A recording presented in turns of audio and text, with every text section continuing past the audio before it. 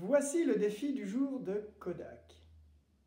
Dans la vidéo précédente, nous avons lu le livre Toujours rien de Christian Woltz. Dans ce livre, nous pouvons remarquer que le bonhomme est réalisé avec différents objets. Nous pouvons dire qu'il est réalisé de briques et de brocs. Eh bien, aujourd'hui, notre défi sera de réaliser un bonhomme à la manière de Toujours rien. Pour bien comprendre ce défi, je vous laisse regarder cette vidéo réalisée par Christian Woltz, lui-même l'auteur de Toujours rien. Aujourd'hui, je vais vous proposer un petit défi, c'est-à-dire je vais vous proposer de réaliser un personnage à ma manière. Et je vais vous montrer comment faire. Voilà, j'ai réuni plein d'objets, des boutons, des boulons, du matériel de bricolage, des casseroles, des stylos, de la ficelle, plein de choses. Mais pour l'instant, pour commencer, ce dont on a besoin, c'est d'une feuille blanche avec un feutre, simplement. Je vais commencer par faire un dessin, c'est-à-dire je vais faire le modèle de mon personnage. Et je vais commencer par faire une tête. Alors je dessine en grand, parce que si je dessine en tout petit, ça va être très très difficile après avec les objets de refaire les tout petits personnages. Donc je dessine en grand sur toute la feuille.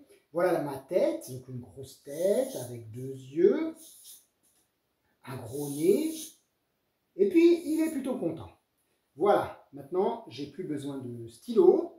Je vais utiliser les objets. Alors qu'est-ce que je pourrais utiliser pour faire la tête? Par exemple, regardez, une casserole. Ou bien, j'ai de la ficelle. Allez, on va essayer de voir si je peux avec la ficelle. Ouais, c'est pas mal. On va garder ça. On va garder la ficelle.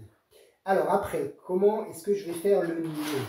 Alors par exemple là, ça c'est un peu gros. Tiens, on a un couvercle qui pourrait servir. Ça c'est bien. Alors ensuite, qu'est-ce que je trouve? Ah, une petite rondelle là qui pourrait nous servir à faire un œil. Et puis une autre. Et puis on va essayer de trouver des petits pupilles pour que notre personnage soit vraiment vivant. Voilà. Voilà, il a un regard. Et puis il faudrait lui faire une bouche. Alors là aussi, je vais utiliser un petit bout de ficelle, par exemple.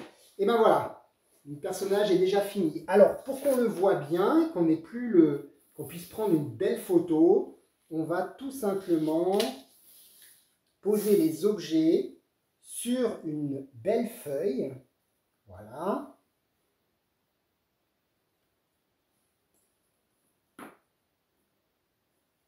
Et voilà. C'est déjà fait. On peut prendre une photo du personnage.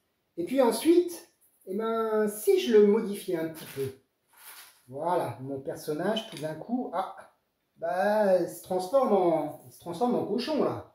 Et puis, ce que je peux faire aussi, c'est par exemple, mon personnage est content, et tiens, il s'est passé quelque chose, il n'est plus tout à fait content. Et puis, si je lui mets des sourcils, oh là, il devient carrément furieux. Et puis, là, comment il est? Et voilà, c'est pas plus compliqué que ça. Vous pouvez prendre des photos des différentes expressions de vos personnages, joyeux, tristes, furieux, sournois, étonnés, etc., etc. Kodak et moi attendons avec impatience les photos de votre bonhomme avec différentes émotions. La joie, la colère, la tristesse, l'étonnement et bien d'autres encore. À vous de jouer!